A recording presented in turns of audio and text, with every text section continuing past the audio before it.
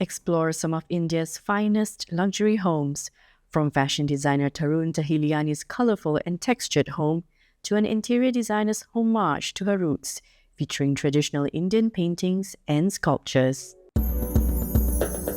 I think home is what you think of as a womb.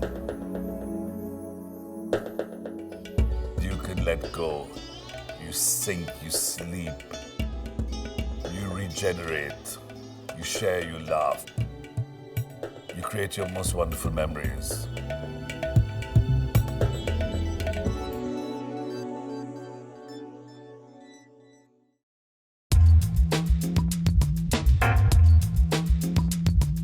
I moved to Delhi in '95. I think I decided that Delhi was more my speed because being in fashion, it was in the center of the craft belt.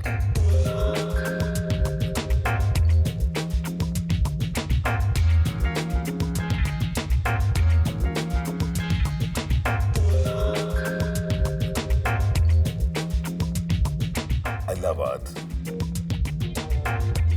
I love the colors, I love the textures. It transports you. It's got somebody's soul in it.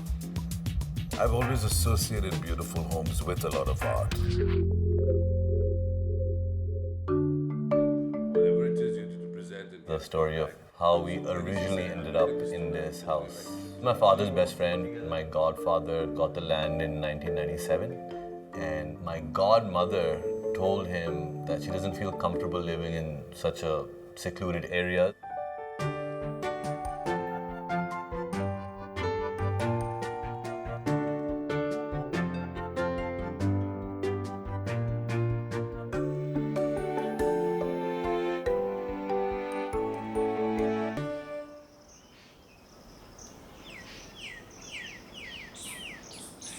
It's such a therapy in a city as crazy as Delhi, with the traffic, the pollution, the chaos, the heat, that's to escape into like this oasis. To have a piece of land that you could fashion the way you want and design from scratch.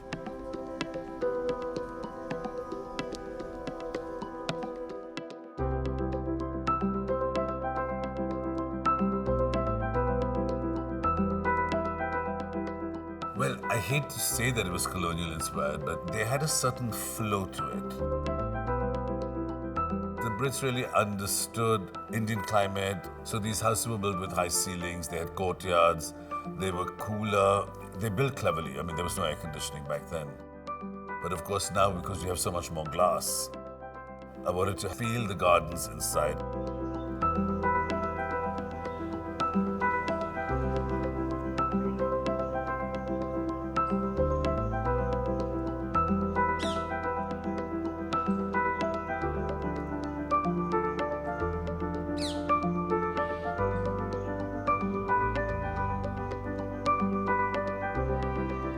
There's only one tree at the porch, a sole acacia that was on this property. So I said, you got to build around it. I love the idea of gardens being like many rooms. I don't like seasonal planting. Have all these Indian trees, let them go into flower when they will. Things flower when they're meant to.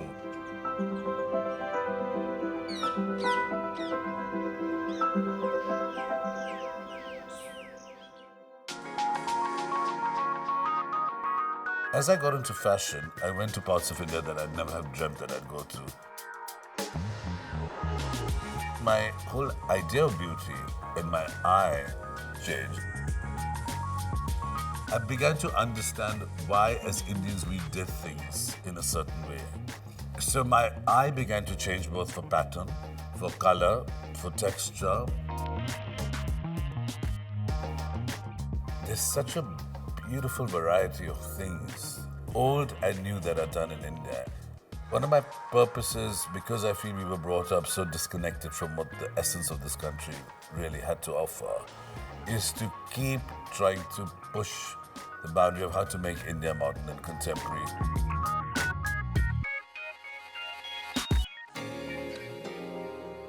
I work with craft. I wanted the house to reflect craft.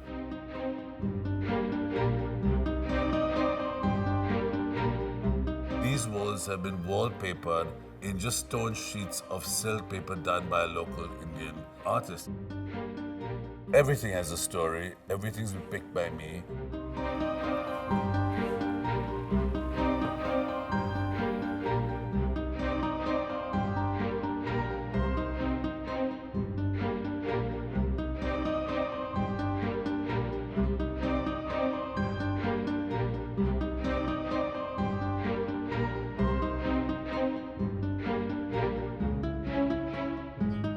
It's his own kind of testing ground and his own synthesis of space, his own experiences of what he's seen and where he's been and, things that he's touched and felt and that he's loved. It just is something that we evolved into. It's not like there was a plan, it's not like we had mood boards.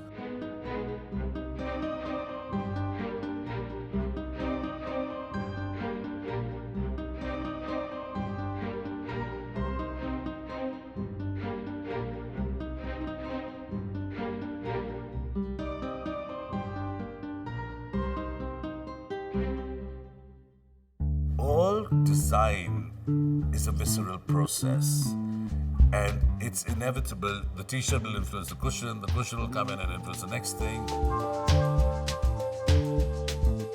My favorite room where I hang out is my home office, my man cave. It's a lovely space to just be able to move from one thing to another.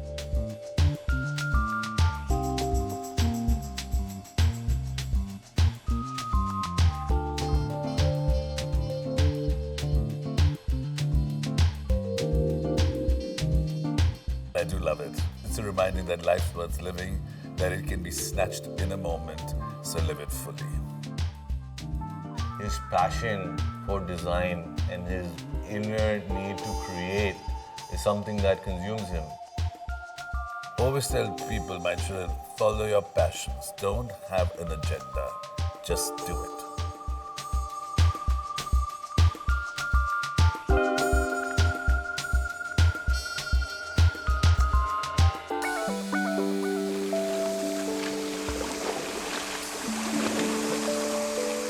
Home is just not a piece of wood or bricks. A home is where people care for each other. When you step inside your house after a day of hard work, they're there waiting for you. That kind of love and unconditional support comforts me, and that is home.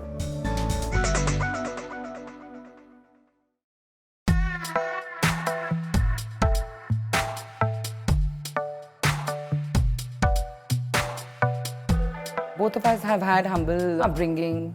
We had limited spaces. We probably never dreamt of a home like this.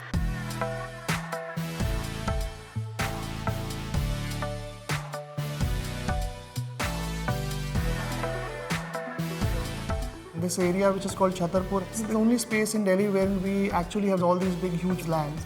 When we first saw this space, I literally fell in love with this place and I wanted to build my dream house on this piece of land.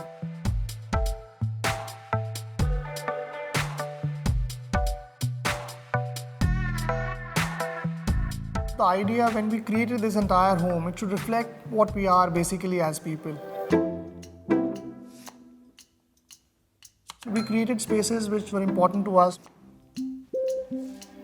As a family, all of us are very fond of outdoors. We want to swim, we want to cycle, we want to do yoga, we want to jog. All these activities has really brought us together as a family. For my daughter to grow up in these open spaces is one of the dreams which probably a lot of parents would look for their kids.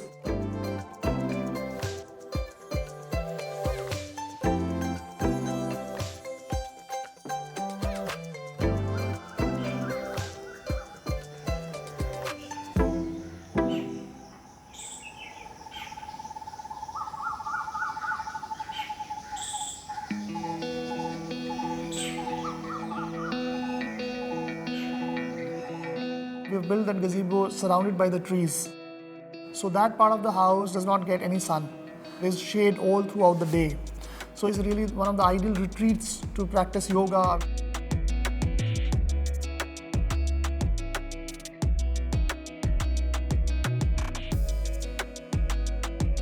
Yoga has completely changed me as a human being. This place probably brings that culture of being a yogi much more alive. I love cooking. I love exploring with a lot of ingredients. So then it becomes important for me to get the right vegetables. So if you have the space, why not grow those vegetables in-house?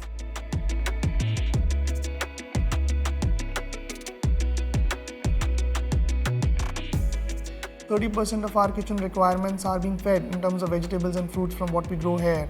That's a way of life. Recycle, reuse is probably the mantra for every one of us.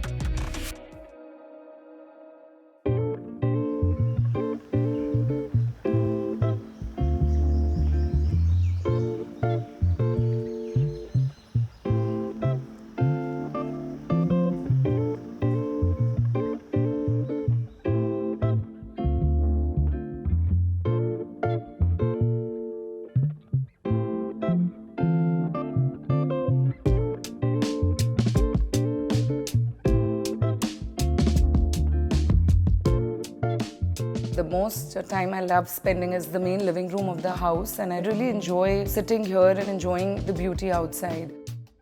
We've seen birds giving birth to babies from here, hatching over eggs, and the peacocks coming by and knocking on our glass windows.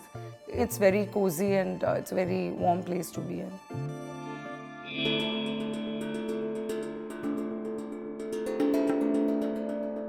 My design style is very contemporary modern. There are a lot of free-flowing spaces, open facade, integrating outside with inside, straight line design. If you look at the entire main ring of the structure, it's a very horizontal structure.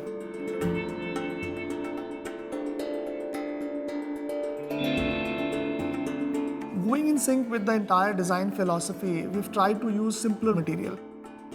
If you see, we have used a lot of exposed bricks, we have used exposed concrete.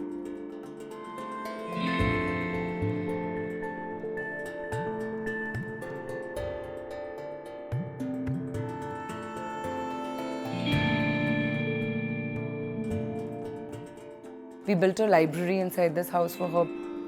Books take up a lot of space, and we keep buying a lot of books for her because she's a voracious reader. She would just finish one novel in 2 days.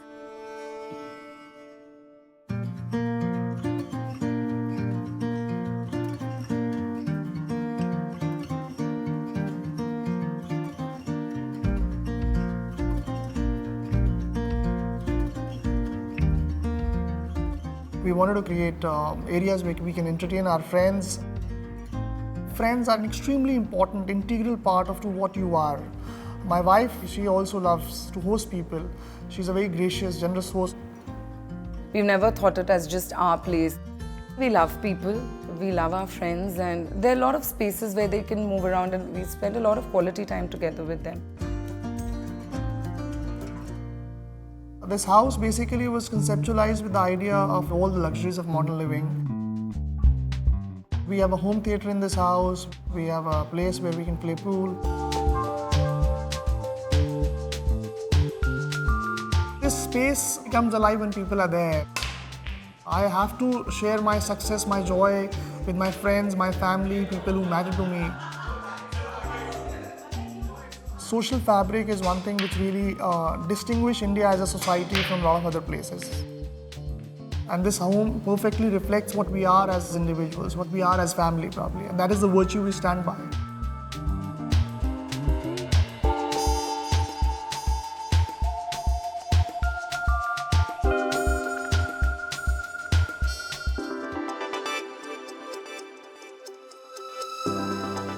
We try and delve into our culture, into what has been handed down by our ancestors over hundreds of years.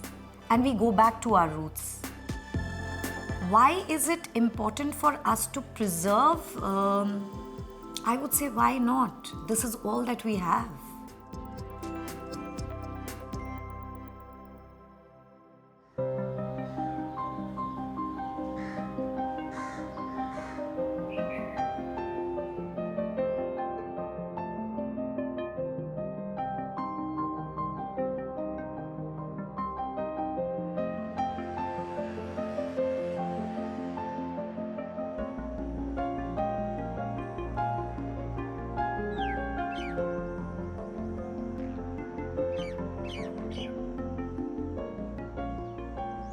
We are privileged to have lots of greens which surround us in spite of the fact that we are in the heart of the city, we are in the heart of South Delhi, which is otherwise pretty much a concrete jungle.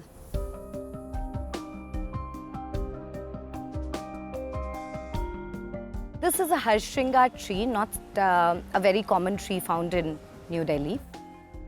Under normal circumstances, we would never have a tree right in front of the main door, obstructing the path. Because it was planted by my father-in-law, we wanted to keep his story alive. Come on in.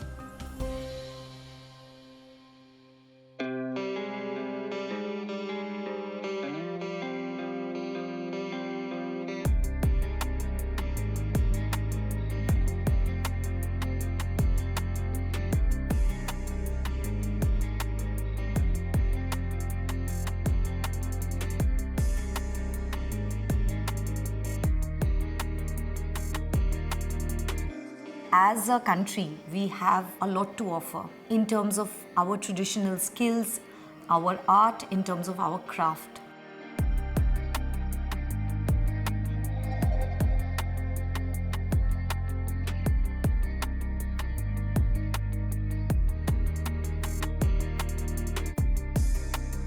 So lime plaster, it's an ancient technique which if you see any of the forts, any old building which are over 200 or 300 year old, it stood the test of time. However, it's not being used currently. So that is when we realized that this is something that I personally would love to use for my home.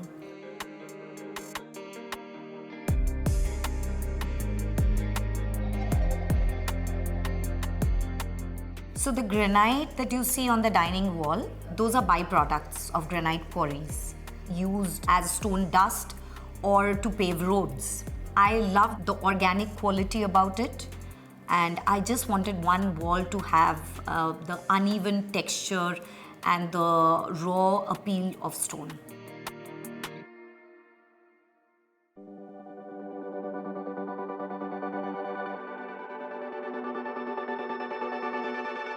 These weavers are found possibly in every city in India. It ages so gracefully that you don't need to maintain, which is also a very, very important factor.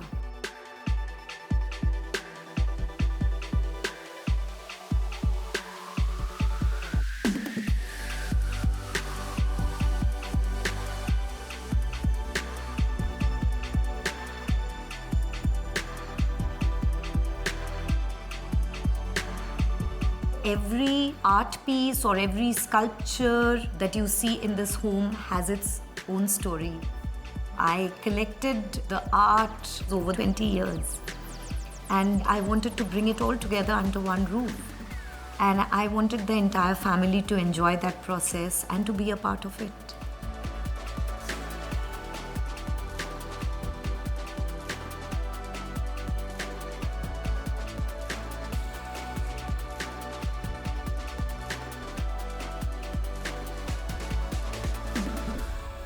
I wanted Dashavatar to be the focal point of the living room.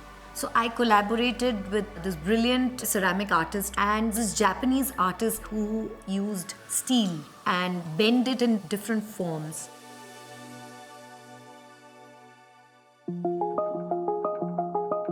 It's very important to pass down the traditions of yesterday to the generations of tomorrow. That's what I would want my children to learn and imbibe of who they are, what their roots are, where they belong to. The imagery in this house gives me a physical form to all the stories I've heard from my grandmother. Each little piece, it's significant to someone, it's significant in some way. So all of these little pieces of, significance make me feel that the world is a lot bigger and more rich with culture.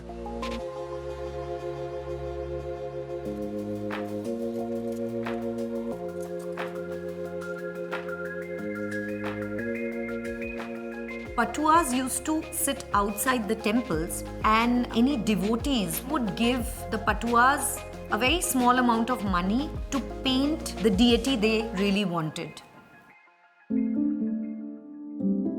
Having grown up in Calcutta, you're surrounded by a lot of cultural aspects. My mother has been a huge influence on me.